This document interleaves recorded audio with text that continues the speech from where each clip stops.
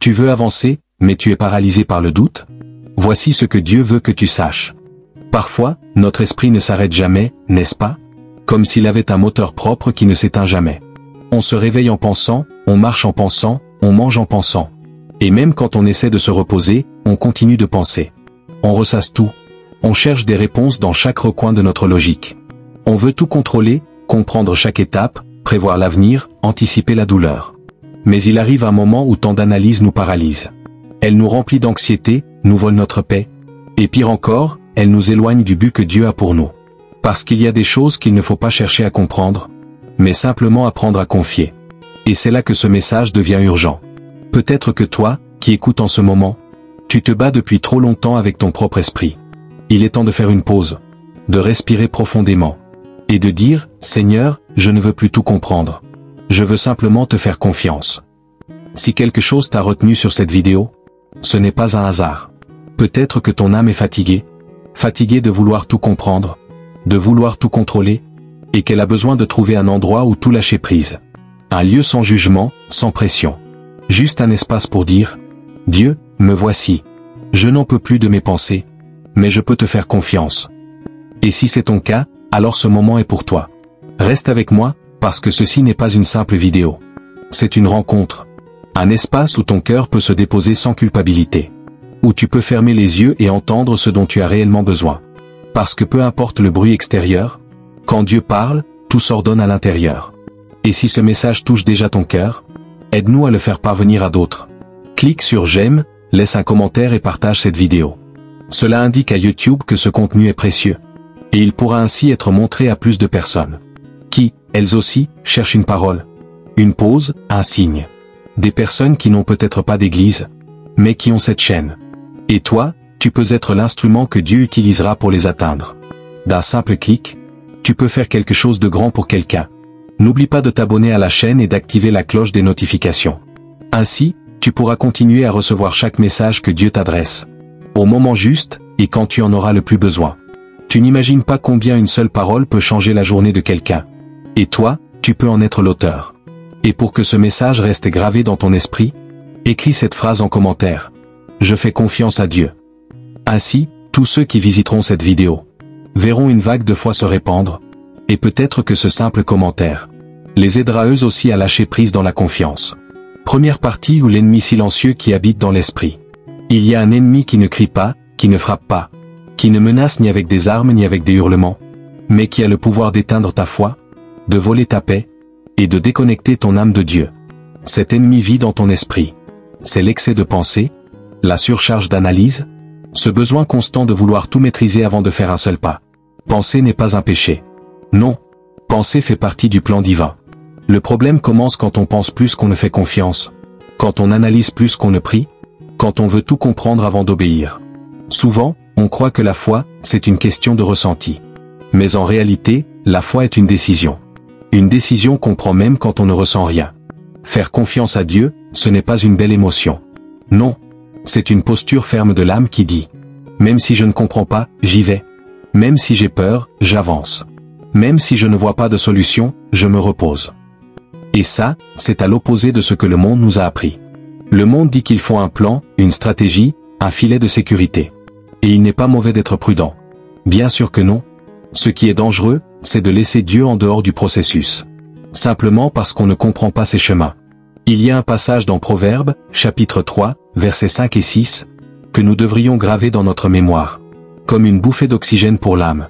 Confie-toi en l'Éternel de tout ton cœur. Et ne t'appuie pas sur ta propre intelligence. Reconnais-le dans toutes tes voies, et il aplanira tes sentiers.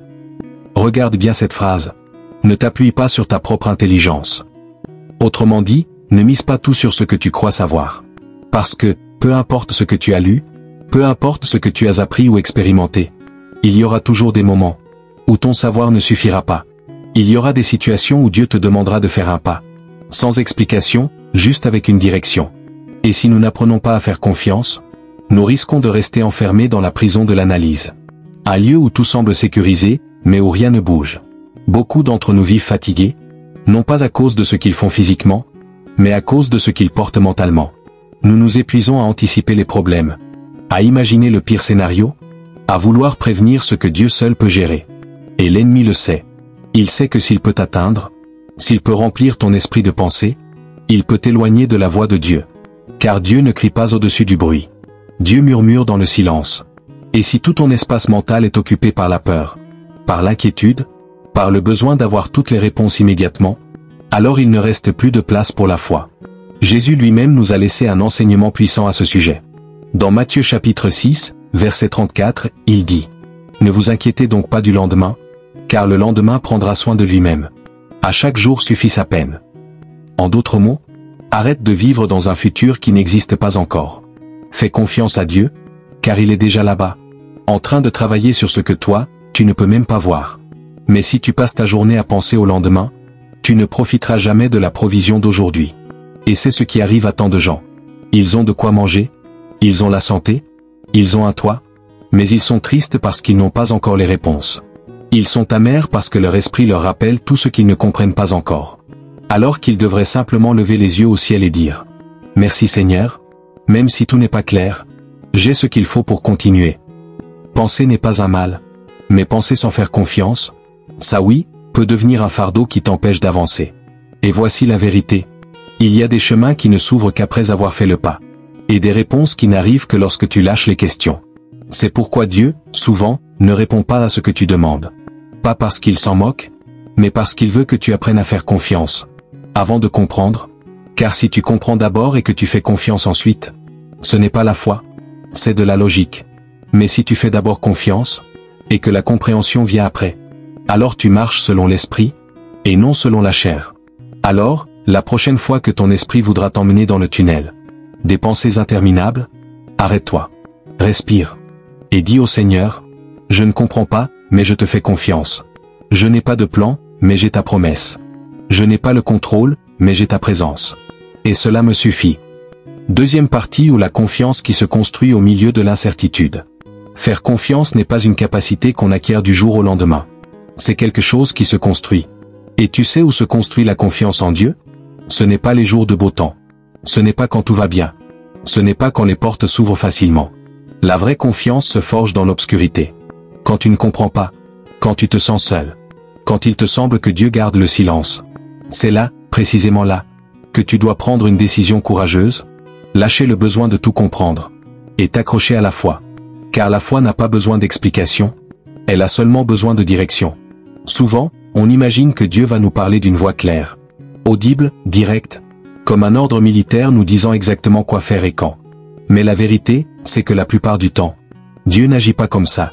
Il agit dans l'invisible, dans ce qui ne se voit pas, dans ce qui ne s'explique pas. Et c'est pour cela que nous avons tant de mal à faire confiance. Parce qu'on attend des signes, alors que lui attend l'obéissance. Il veut que tu sois capable de lui dire « Je ne comprends pas ce que tu fais, mais je sais qui tu es. Et cela me suffit pour avancer. » Dans Ésaïe chapitre 55, verset 9, Dieu dit quelque chose qui devrait à la fois nous bouleverser et nous apaiser profondément. « Autant les cieux sont élevés au-dessus de la terre, autant mes voix sont élevées au-dessus de vos voix, et mes pensées au-dessus de vos pensées. » Tu sais ce que cela signifie? Que nous ne pourrons jamais vraiment calculer avec précision ce que Dieu est en train de faire, parce que ses voies ne sont pas les nôtres. Et c'est une bonne chose, car si nous pouvions tout comprendre de ce que Dieu fait, il ne serait plus Dieu, il ne serait qu'un simple reflet de nous-mêmes. Mais il est plus grand, plus sage, plus profond. Faire confiance à Dieu, c'est accepter que sa manière d'agir ne fasse pas toujours sens, mais ait toujours un but. Le problème, c'est que nous avons grandi dans une société qui glorifie le contrôle. Tout s'y mesure, tout se calcule, tout se planifie. On nous a appris que la réussite dépend du nombre de risques évités, de l'avance prise sur les étapes, et de tous les scénarios anticipés. Et ce n'est pas un mal d'être prudent, non. Mais faire confiance à Dieu, c'est parfois avancer, sans avoir toutes les pièces du puzzle. C'est comme Abraham, à qui Dieu a fait une promesse, sans lui donner d'explication. Dieu lui a dit de quitter son pays, de tout laisser derrière lui, et de marcher vers une terre qu'il lui montrerait. Et qu'a fait Abraham? Il est parti. Il n'a pas demandé combien de kilomètres il restait. Il n'a pas exigé un itinéraire imprimé. Il a simplement obéi. Simplement fait confiance. Et c'est précisément cette foi sans voir, qui a fait de lui le père d'une multitude. Alors pourquoi, toi et moi, pensons-nous qu'il nous faut tout comprendre? Avant de faire un pas, Pourquoi posons-nous à Dieu autant de questions? Chaque détail? Chaque pourquoi? Chaque quand? Pourquoi est-ce si difficile de simplement lui dire « Seigneur, ça me fait mal, ça me dépasse, mais je te suis ?» Peut-être parce qu'au fond, nous n'avons pas encore lâché l'orgueil de notre intelligence. Parce qu'on veut garder le contrôle pour se sentir en sécurité. Mais il existe une sécurité plus profonde que celle que procure la compréhension. Celle de savoir qu'on est entre les mains de Dieu, même si l'on ne voit pas encore le chemin. Et je te le dis de tout cœur, Dieu ne veut pas que tu vives une vie paralysée par tes pensées. Il ne veut pas que tu continues à remettre en question chaque chose que tu ne comprends pas. Il veut que tu vives en paix, que tu trouves le repos, et que tu lui fasses confiance, même quand tu ne le vois pas agir. Et si aujourd'hui tu te sens à bout, si ton esprit est épuisé à force de réfléchir, à force de chercher une logique à ce que tu vis, alors c'est le moment parfait pour remettre ce fardeau entre les mains de Dieu. Fais-le aujourd'hui. Dis-lui simplement, « Seigneur, je ne veux plus continuer cette lutte intérieure. Je ne veux plus que mes pensées contrôlent mon cœur. Je veux te faire confiance, même si je ne comprends pas. Je veux marcher par la foi, même sans avoir toutes les réponses. » Et quand tu feras cela, quelque chose changera. Pas parce que tout se résoudra en un instant, mais parce que ton âme, enfin, trouvera du repos. Et ce repos-là vaut bien plus que 1000 réponses. Troisième partie, quand Dieu garde le silence, mais ne t'abandonne pas. L'un des moments les plus difficiles pour faire confiance à Dieu, c'est quand il semble absent. Quand tu pries, et que tu ne ressens pas sa présence. Quand tu appelles, et qu'il ne répond pas. Quand tu cries vers le ciel, et qu'il te semble fermé et silencieux. Et tu sais ce que fait notre esprit en premier dans ces moments-là? Et tu sais ce que notre esprit fait en premier dans ces moments-là? Il commence à imaginer. On pense que Dieu est fâché, qu'il nous a oubliés, qu'on a fait quelque chose de mal, qu'on est seul. Mais tout cela n'est rien d'autre que l'esprit, essayant de comprendre ce que le cœur devrait simplement apprendre à faire. Faire confiance. L'absence de réponse n'est pas l'absence de Dieu. Parfois, le silence de Dieu est sa façon de dire « Fais-moi confiance, sans condition ». C'est facile de faire confiance quand tout va bien, quand les portes s'ouvrent, quand la provision arrive. Mais le silence, c'est ce qui révèle ce que nous croyons vraiment. Car dans le silence, il n'y a ni émotion, ni stimulation, ni clarté. Il ne reste que la part la plus pure de ta foi. Ta décision de croire sans voir. La Bible est remplie d'hommes et de femmes qui ont dû affronter ce silence. L'un d'eux, c'est Job. Job n'a pas seulement tout perdu, il a aussi crié vers Dieu, et n'a pas reçu de réponse immédiate. Et pourtant, il a prononcé une phrase qui fait vibrer l'âme. Dans Job, chapitre 13, verset 15, il déclare « Même s'il me tuait, j'espérerais en lui ». Peux-tu imaginer ce type de foi? Une foi qui ne repose pas sur la logique, ni sur le résultat, ni sur les explications, mais uniquement sur une certitude. Dieu est bon, même quand je ne le comprends pas. Et voici une vérité que tu dois garder en mémoire. Dieu ne t'a jamais promis de tout expliquer. Mais il t'a promis qu'il serait avec toi, à chaque pas. Voilà l'essence même de la confiance. Ce n'est pas que Dieu te donne un plan détaillé. C'est qu'il marche avec toi dans le processus. Et parfois, ce chemin passe par des vallées, des déserts, des tunnels sans lumière. Mais si tu sais qu'il marche avec toi, alors l'obscurité n'a plus d'importance. Jésus lui-même a vécu cela sur la croix. Dans son moment le plus difficile, alors qu'il portait le péché de l'humanité entière, il a crié « Mon Dieu, pourquoi m'as-tu abandonné ?» Matthieu 27.46. Tu vois, le Fils de Dieu a ressenti le silence du Père. Mais il n'a pas cessé de faire confiance. Car après ce cri, il a remis son esprit, sachant que tout avait un sens. Et c'est cela que toi et moi devons nous rappeler. Quand il semble que Dieu ne réponde pas, le silence n'est pas un rejet. Le silence peut faire partie du plan. Alors, que fait-on quand Dieu se tait? On reste. On demeure. On ne fuit pas. On n'abandonne pas. On ne troque pas sa foi contre de la logique. On reste, simplement, ferme, les yeux fermés, mais le cœur grand ouvert. Car il y a des miracles qui n'arrivent que quand tu décides de ne pas bouger, même quand tu ne vois rien. Et cette confiance-là touche le cœur de Dieu comme peu de choses le peuvent. Alors, si tu traverses une saison de confusion, si ton esprit est assailli de questions, si ton âme est agitée, ce message est pour toi. Ne pense pas autant. Fais confiance. N'attends pas de tout comprendre. Reste simplement fidèle. Ne cours pas après des réponses. Reste près de Dieu, car au fond, il ne s'agit pas de ce que tu sais, mais de ce que tu crois. Et souviens-toi de ceci. Quand tes yeux ne comprennent pas ce que Dieu fait, Rappelle-toi ce qu'il t'a déjà promis dans sa parole. Car Dieu ne change pas. Il ne ment pas. Il ne t'abandonne pas. Et même si tu ne le vois pas encore, tu es exactement à l'endroit où Dieu veut construire en toi une foi plus profonde. Et cette foi, crois-moi, te soutiendra quand plus rien d'autre ne pourra le faire. Quatrième partie, lâcher le contrôle mental, c'est laisser Dieu agir. Il arrive un moment dans la vie spirituelle où tu réalises que trop penser n'est pas toujours un signe de sagesse, c'est souvent un signe de peur. On pense trop, parce qu'on veut éviter la douleur, parce qu'on cherche à prévoir l'avenir, parce qu'on a peur de se tromper. Mais en agissant ainsi, ce que nous faisons en réalité, c'est dire à Dieu que nous ne lui faisons pas confiance pour diriger notre histoire. Et c'est là la racine du problème. Le contrôle. L'âme humaine veut avoir le contrôle. Depuis tout petit, on nous apprend que si nous ne contrôlons pas ce que nous faisons, ce que nous disons, ce que nous ressentons, alors tout risque de s'écrouler. Et oui, il y a une sagesse dans le fait d'être responsable. Mais quand il s'agit de notre relation avec Dieu, il faut comprendre ceci. Ce que Dieu veut, ce n'est pas que tu gardes le contrôle, mais que tu le reconnaisses comme Seigneur, comme guide, comme Père. Et cela implique de renoncer. Cela implique de lâcher prise. Mais que signifie vraiment lâcher prise? Ce n'est pas abandonner.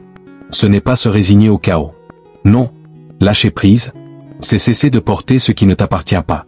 C'est arrêter de te battre mentalement avec des questions qui n'ont pas de réponse aujourd'hui.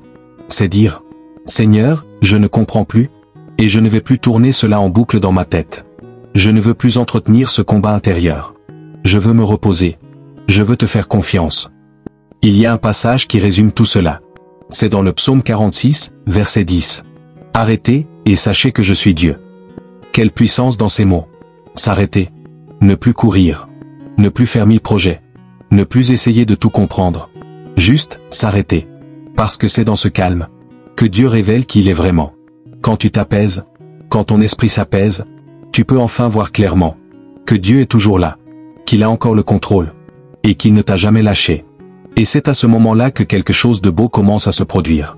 Quand tu lâches le contrôle, Dieu commence à agir, d'une manière qui ne pouvait pas se manifester auparavant. Parce que tant que ton esprit essaie de tout résoudre, il n'y a pas de place pour que sa puissance se déploie. Mais quand tu lâches prise, quand tu lèves les mains et que tu dis « C'est fini, j'abandonne », alors le ciel s'ouvre, les choses commencent à changer, et ton âme entre dans une dimension de repos que les mots ne peuvent pas décrire. Il y a des batailles qui ne se gagnent que lorsqu'on arrête de se battre, des réponses qui n'arrivent que lorsque l'on se tait, des chemins qui ne s'ouvrent que lorsqu'on cesse de forcer les choses. Car Dieu ne répond pas à l'anxiété. Il agit en réponse à la foi. Et la foi ne naît pas dans l'intelligence, mais dans l'esprit. Ce n'est pas un raisonnement logique, c'est une décision de l'âme. C'est dire, Seigneur, je n'ai pas de clarté, mais j'ai la conviction. Je n'ai pas la carte, mais j'ai ta main. Et cela me suffit. Et oui, il y aura des moments où ta chair voudra reprendre le contrôle. Elle te dira, réfléchis, analyse, trouve une solution. Mais c'est là que tu dois t'arrêter et répondre avec autorité.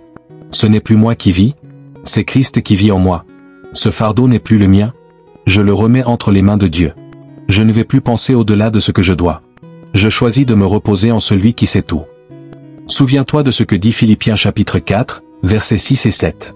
Ne vous inquiétez de rien, mais en toute chose faites connaître vos besoins à Dieu, par des prières et des supplications, avec des actions de grâce.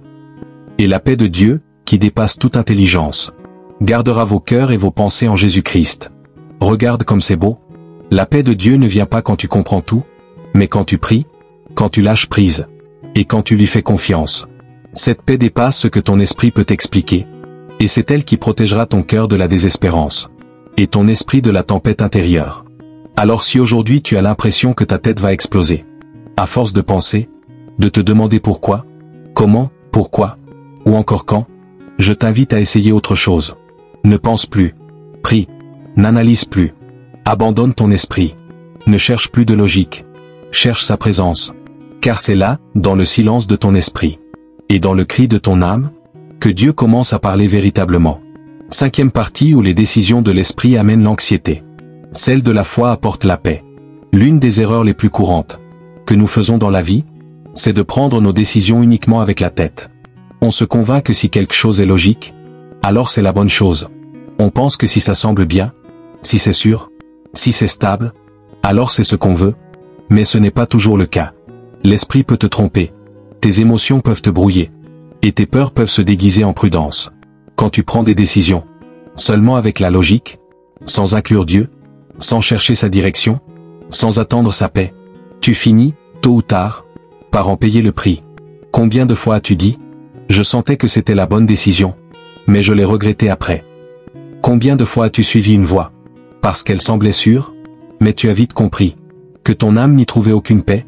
Cela arrive quand l'esprit prend la place de l'esprit. La Bible dit dans Jérémie, chapitre 17, verset 9. Le cœur est tortueux par-dessus tout, et il est incurable. Qui peut le connaître? Et bien que ce verset parle du cœur, comme le siège des émotions, il met en lumière ce qui arrive aussi à notre esprit, lorsqu'on pense en Dieu, car peu importe ton intelligence, si Dieu n'est pas au centre de ta décision, alors tu marches dans l'obscurité.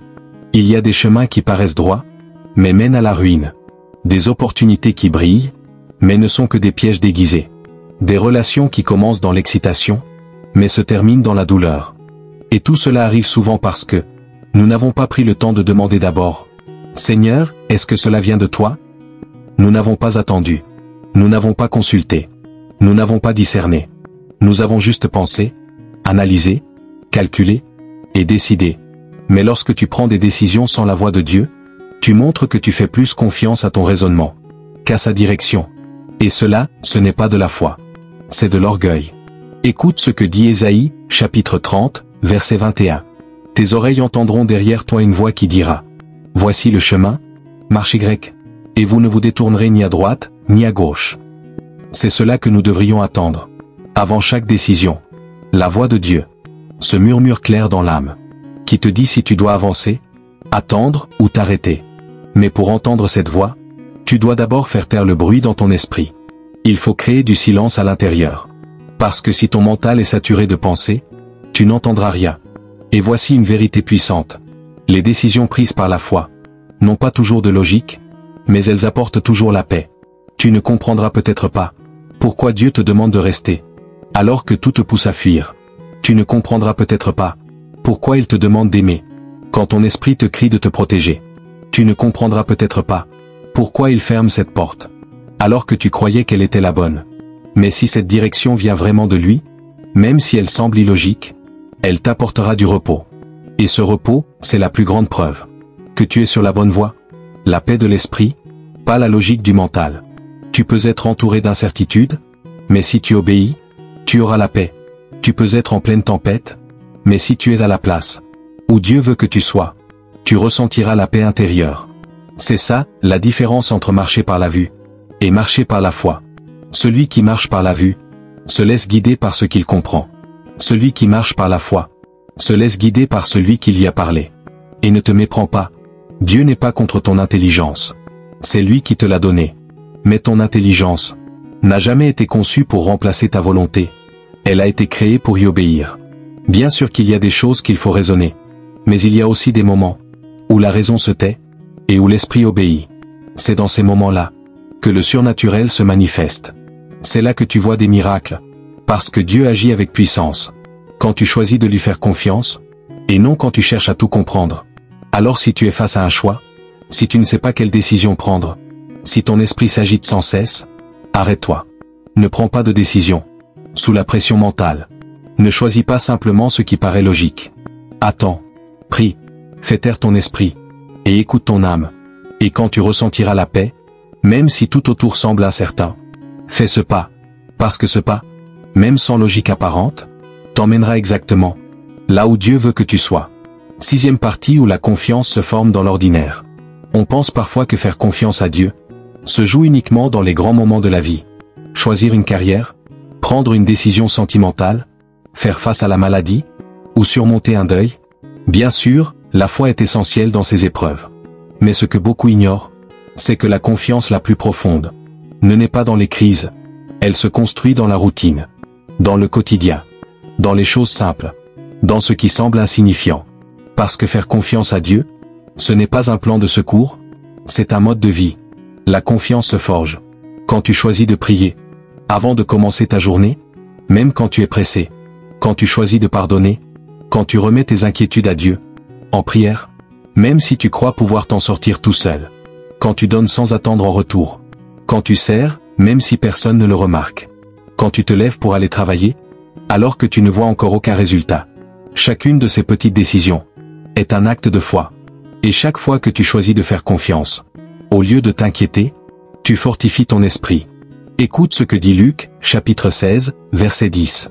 Celui qui est fidèle dans les moindres choses l'est aussi dans les grandes. Et cela s'applique aussi à la confiance. Si tu apprends à faire confiance à Dieu dans les petits détails, tu seras prêt à lui faire confiance dans les grandes épreuves. Quand les grands défis arrivent, mais si, dans les petites choses, tu choisis de t'inquiéter, de tout contrôler, de douter, alors dans les grandes épreuves, tu n'auras pas de fondation solide. Parce que la foi ne surgit pas soudainement. Elle se cultive. Elle s'arrose. Elle s'exerce. Je te le dis simplement. Si tu n'apprends pas à faire confiance à Dieu pour gérer tes pensées au quotidien, comment pourras-tu lui faire confiance le jour où il te demandera de lui remettre quelque chose que tu aimes? Si tu n'arrives pas à lâcher cette petite inquiétude concernant l'avenir, comment pourras-tu rester en paix lorsque la vie changera sans avertissement? C'est dans les petits moments que se forment les habitudes de l'âme. Et faire confiance, c'est aussi une habitude. Un muscle spirituel qui se renforce dans la pratique quotidienne. Et voici le principe le plus libérateur. Tu n'as pas besoin de tout comprendre pour vivre en paix. Tu as juste besoin de te rappeler qui est ton Dieu. C'est lui qui a ouvert la mer pour Moïse, qui a nourri Élie dans le désert, qui a protégé Daniel dans la fosse aux lions, qui a ressuscité Lazare, qui a calmé la tempête d'un seul mot. Voilà ton Dieu.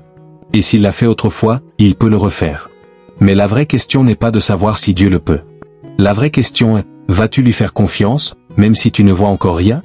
Dans Hébreux chapitre 11, verset 1, on trouve une définition de la foi que tu ne dois jamais oublier. Or, la foi est une ferme assurance des choses qu'on espère, une démonstration de celles qu'on ne voit pas. Tout est là. La foi ne dépend pas de preuves. Faire confiance à Dieu ne nécessite pas que tout ait un sens. Ce qu'il faut, c'est une décision ferme dans ton cœur. Je ne vais pas laisser mon esprit dicter mon niveau de paix. Je vais laisser ma foi le faire. Alors commence aujourd'hui. Entraîne ta confiance dans les petites choses. Quand tu es sur le point de t'inquiéter pour quelque chose, arrête-toi et dis « Seigneur, je te fais confiance ». Quand tu t'apprêtes à prendre une décision, au lieu de dresser une liste de pour et de contre, parle d'abord à Dieu. Quand l'anxiété veut parler plus fort que ta foi, que ta confiance réponde avec une promesse biblique. Et tu verras comment, petit à petit, ton esprit s'apaise et ton âme se renforce. Parce que la confiance ne s'impose pas. Elle se construit. Jour après jour. Pas à pas. 7e partie. Quand tu ne ressens rien, mais que tu choisis de croire quand même. L'un des moments les plus difficiles de la vie spirituelle, c'est quand il n'y a plus de larmes, plus de force pour prier, plus de désir d'adorer. Tu te lèves, et tout semble peser. Tu ouvres ta Bible et elle semble muette. Tu veux prier, mais aucun mot ne sort. Ce n'est pas que tu t'es éloigné de Dieu. Non. C'est juste qu'il y a une sécheresse intérieure que tu ne peux pas expliquer. Et à ce moment-là, il est facile de penser que quelque chose cloche. Que ta foi s'est éteinte. Que Dieu est parti. Mais c'est bien plus profond que cela, ta foi est en train de mûrir. Car une foi qui repose uniquement sur les émotions est une foi immature. C'est comme une plante qui dépend du climat. S'il y a du soleil, elle pousse. Mais s'il y a des nuages, elle se fane. Et la foi ne peut pas vivre ainsi. Dieu veut forger en toi une confiance qui ne dépend pas de ce que tu ressens, ni de moments intenses, ni d'expériences spirituelles fortes. Une foi capable de dire « Même si je ne ressens rien, je continue. Même si je n'entends rien, j'obéis. Même si je ne vois rien, j'avance. » La Bible est remplie d'hommes et de femmes qui ont marché sans ressentir. Moïse a passé des années dans le désert. David a été poursuivi sans raison, même après avoir été oint roi. Joseph a été trahi par ses frères et emprisonné injustement. Aucun d'eux n'a reçu des instructions enrobées d'émotions. Ils n'avaient ni la musique parfaite ni une atmosphère idéale. Ils n'avaient qu'une seule conviction au fond du cœur. Dieu est avec moi, même si je ne le vois pas. Et cette conviction leur a suffi. Il y a une histoire qui résume tout cela, celle des 3 jeunes Hébreux dans la fournaise ardente, dans Daniel chapitre 3, verset 17. Ils dirent au roi Nabuchodonosor, « Notre Dieu, que nous servons, peut nous délivrer de la fournaise ardente, et il nous délivrera de ta main, ô roi. » Mais ils ne se sont pas arrêtés là. Au verset suivant, ils ont dit quelque chose qui révèle la maturité de leur foi. « Et même s'il ne le fait pas, sache, ô roi, que nous ne servirons pas tes dieux. » Tu vois cela? Ils croyaient que Dieu le pouvait. Mais même s'il ne le faisait pas, ils n'allaient pas douter de lui. Voilà la véritable foi. Celle qui dit, « Seigneur, je sais que tu peux faire le miracle, mais même si je ne le vois pas aujourd'hui, je suis décidé. Je sais que tu peux répondre, mais même si tout est silence, je ne m'éloignerai pas de toi. Je sais que tu peux me donner un signe, mais même si je ne vois que l'obscurité, je te fais confiance. Parce que je ne suis pas venu à toi pour des émotions. Je suis venu chercher la vérité. Et tu es la vérité. Souvent, Dieu retire l'émotion pour renforcer la conviction. Arrête de penser qu'il t'a abandonné. Il ne s'éloigne pas, il fait grandir ta foi. Et crois-moi, cette foi mûre, c'est celle qui lui donne le plus de gloire. Parce qu'elle n'a pas besoin de spectacle, ni de sensation, seulement de savoir qu'il est Dieu, et que cela suffit. Dans ces jours arides, où tu n'as le goût de rien, fais ce que tu sais être juste. Lis la parole, même si tu crois ne rien comprendre. Prie, même si tu as l'impression de parler tout seul. Adore, même si tes émotions sont absentes. Car chaque acte d'obéissance, même minuscule, est une brique de plus dans le temple de ta confiance. Et écoute bien ceci, la foi la plus pure, c'est celle qui tient bon, quand tout le reste s'est arrêté. Quand il n'y a plus de miracles, ni de promesses réalisées, ni de paroles prophétiques, ni d'atmosphère favorable. Seulement toi, Dieu, et ta décision de continuer à lui faire confiance. Si aujourd'hui tu as du mal à prier, ne baisse pas les bras. Tu n'échoues pas. Tu n'es pas loin. Tu es en train d'être formé. Et ce que tu vis aujourd'hui rendra ta foi inébranlable demain. Alors continue. Pas à cause de ce que tu ressens, mais à cause de ce que tu crois. 8e partie. Dieu honore ceux qui choisissent de lui faire confiance, même sans rien comprendre. L'une des plus belles choses chez Dieu, c'est qu'il ne garde rien pour lui. Il voit tout. Il se souvient de tout. Chaque larme versée dans une prière, quand tu choisis de croire malgré la douleur dans ton âme. Chaque fois où tu décides de ne pas te plaindre, et tu dis, « Seigneur, j'espère en toi, même quand rien ne change. » Chaque acte de foi silencieux. Chaque pas que tu fais simplement parce que tu sais que c'est lui qui l'a demandé. Dieu le voit. Et Dieu l'honorait. Il t'applaudit pour continuer à croire. Peut-être que personne ne voit combien tu luttes contre le doute, contre les pensées sombres, contre la peur. Mais laisse-moi te dire quelque chose, de tout cœur, Dieu, lui, voit. Il connaît tes combats intimes. Il sait combien de fois tu as voulu abandonner. Et pourtant, tu as choisi de lui faire confiance. Et cela a un poids éternel. En Hébreux 11h6, il est écrit. Sans la foi, il est impossible de plaire à Dieu, car il faut que celui qui s'approche de lui croie qu'il existe, et qu'il récompense ceux qui le cherchent. C'est clair. Dieu récompense ceux qui mettent leur confiance en lui. Peut-être pas immédiatement. Peut-être pas comme tu l'espérais, mais la récompense vient. Parce que la vraie confiance ne touche pas seulement le cœur de Dieu, elle fait aussi bouger sa main. Dans la Bible, plusieurs n'ont pas reçu de réponse immédiate, mais leur foi a ouvert les cieux. L'un d'eux, c'est Abraham. Il a cru à la promesse de Dieu, celle d'avoir un fils. Et ce, même si son corps était vieux et que sa femme était stérile. Tout disait non. Mais lui a choisi de croire que c'était oui. Et c'est sa foi, pas sa capacité, qui a fait que Dieu l'a appelé juste. Et au final, ce qui semblait impossible est devenu réalité. Pas à cause du mérite humain, mais parce que la foi attire la faveur de Dieu. Et toi?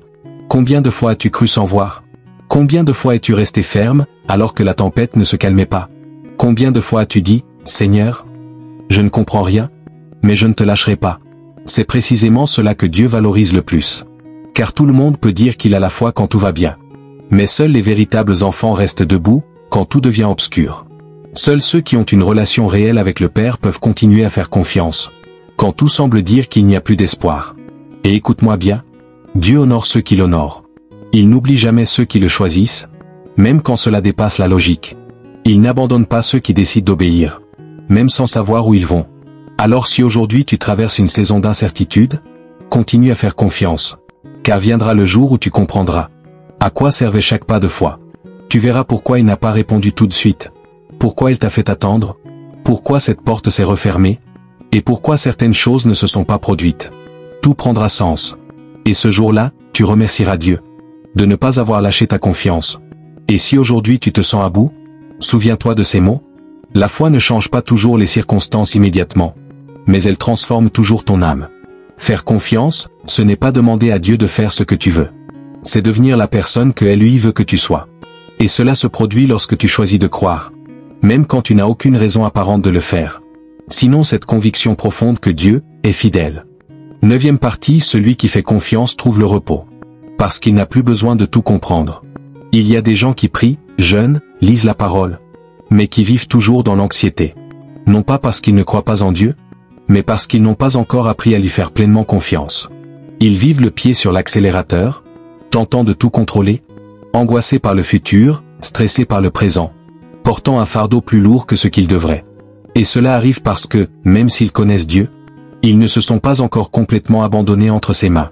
Parce que faire confiance, ce n'est pas répéter de jolies phrases. Faire confiance, c'est se reposer. Et le vrai repos de l'âme n'arrive que quand tu décides de tout remettre à Dieu, même ce que tu ne comprends pas encore. Nous vivons dans une culture qui glorifie l'épuisement. Les gens pensent que le stress est un signe de responsabilité. Que s'inquiéter de tout prouve la maturité. Que l'agitation mentale est synonyme de direction. Mais non, ce n'est pas de la sagesse. C'est du bruit, c'est porter des fardeaux qui ne t'étaient jamais destinés. Car si quelque chose n'est pas entre tes mains, cela ne devrait pas occuper ta paix. Dieu n'a jamais voulu que tu sois submergé par tes pensées. Il n'a jamais voulu que ton esprit devienne un champ de bataille, où tout est remis en question, où règne la peur et le doute. Ce qu'il veut, c'est que tu vives dans le repos, que tu puisses dormir en paix, marcher avec calme, rire sans avoir toutes les réponses, car c'est là que l'on voit que ton âme ne dépend plus de ce qui se passe à l'extérieur, mais de celui qui vit en toi. Regarde ce que dit le psaume 37, verset 7. Garde le silence devant l'Éternel, et espère en lui. Cette phrase résume tout. Garde le silence. Cesse de te battre dans tes pensées. Cesse de te débattre avec toi-même. Cesse de courir, et espère en lui, sans anxiété, sans manipuler les délais, sans exiger d'explications. Attendre Dieu, ce n'est pas de la passivité. C'est une parole intérieure qui dit « Seigneur, je ne sais ni comment ni quand, mais je sais que tu es au contrôle. Alors je me repose. » Et écoute bien ceci, le repos n'est pas un signe de faiblesse. C'est un signe de confiance. Quand tu sais vraiment qui est ton Père, tu n'as plus besoin de vivre dans la panique. Tu ne vis plus sur la défensive. Tu ne prends plus de décisions dans la précipitation. Tu apprends à lâcher prise, à faire confiance, à te détendre. Parce que tu comprends que Dieu fait bien plus, et en silence, que tout ce que toi, tu pourrais accomplir avec tous tes efforts. Dans Matthieu, chapitre 11, verset 28, Jésus dit « Venez à moi, vous tous qui êtes fatigués et chargés, et je vous donnerai du repos. » Ce repos va bien au-delà d'une bonne nuit de sommeil. C'est le repos de l'âme. C'est ne plus vivre prisonnier de l'incertitude. C'est ne plus porter de fardeaux émotionnels qui ne t'appartiennent pas. C'est pouvoir traverser la tempête en gardant la paix. Pas parce que tout va bien, mais parce que tu sais que tu es entre les bonnes mains. Et cette paix ne tombe pas du ciel par hasard. Elle vient d'une décision. C'est toi qui choisis. Tu choisis soit de te remplir la tête de pensées que tu ne peux pas résoudre, soit de croire que Dieu est déjà à l'œuvre dans ce que toi, tu ne peux pas contrôler. C'est toi qui choisis. Tu peux rester enfermé dans le cercle mental du « et si demain ?» Ou bien aujourd'hui même, tu relâches le contrôle et tu dis « Seigneur, je ne peux pas. Je ne sais pas. Mais toi, tu sais. Je ne comprends pas. Mais toi, tu as vu la fin depuis le commencement. » Alors, que choisis-tu? Penser jusqu'à t'épuiser? Ou croire jusqu'à te reposer? Je te le dis de tout cœur. Celui qui fait confiance vit en paix. Celui qui fait confiance dort tranquille. Celui qui fait confiance n'a pas besoin de tout comprendre, parce qu'il sait que Dieu, lui, a tout compris. Alors aujourd'hui, il n'y a plus rien à essayer de comprendre. Quand ce qu'il faut, c'est simplement faire confiance. Ne gaspille pas tes pensées sur des choses que Dieu a déjà réglées. Lâche prise, respire, et repose-toi. Parce que si Dieu est dans l'affaire, alors tout, absolument tout, finira bien. 10e partie, ta confiance en Dieu devient un témoignage silencieux, qui transforme des vies. On pense parfois que faire confiance à Dieu est un acte intime, caché, qui se vit uniquement dans le cœur. Mais en réalité, la vraie confiance se voit. Elle se lit dans le regard, s'entend dans les paroles, se manifeste dans la façon d'affronter les difficultés, dans la paix qu'on garde même quand tout va mal. La confiance n'a pas besoin de micro, ni de scène, ni de cris. Elle se ressent. Elle devient lumière pour les autres. Cette paix authentique, celle qui naît d'une relation réelle avec Dieu, est devenue si rare aujourd'hui, que quand quelqu'un la voit, il ne peut l'ignorer. La majorité court, stressée, angoissée, cherchant des solutions à tout prix, piégée dans ses pensées. Mais quand on t'observe, et qu'on te voit marcher avec calme, parler avec espérance, attendre avec paix, on se demande, comment peut-il rester aussi serein? Comment garde-t-il cette attitude alors que rien ne va? Qu'est-ce qu'il y a en lui, qui ne vacille pas? Et c'est là que le témoignage entre en scène. Car quand tu choisis de faire confiance à Dieu, même sans tout comprendre, tu sèmes quelque chose dans le cœur de ceux qui t'entourent. Tes enfants t'observent. Tes amis t'écoutent. Ton conjoint remarque ta manière d'agir. Tes collègues perçoivent ta posture.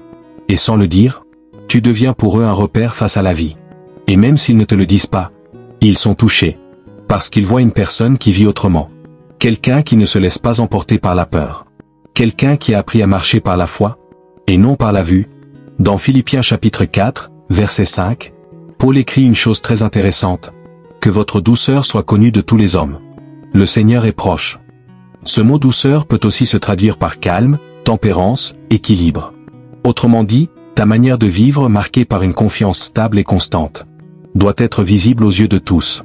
Non pour que l'on t'admire, mais pour qu'ils comprennent que ta paix ne vient pas de toi, mais de Dieu. Il ne s'agit pas de faire semblant que tout va bien. Il s'agit de montrer que, même si tout ne va pas bien, tu as quelqu'un qui ne change pas. Et c'est cela qui parle le plus. Pas une vie parfaite, mais une foi réelle qui la soutient. Car au fond, faire confiance à Dieu est contagieux. Une personne remplie de paix devient un refuge pour les autres. Une personne qui reste sereine au milieu du chaos devient un phare pour ceux qui sont en train de sombrer. Alors quand tu choisis de faire confiance, tu ne fais pas que du bien à toi-même. Tu ouvres aussi un chemin pour les autres.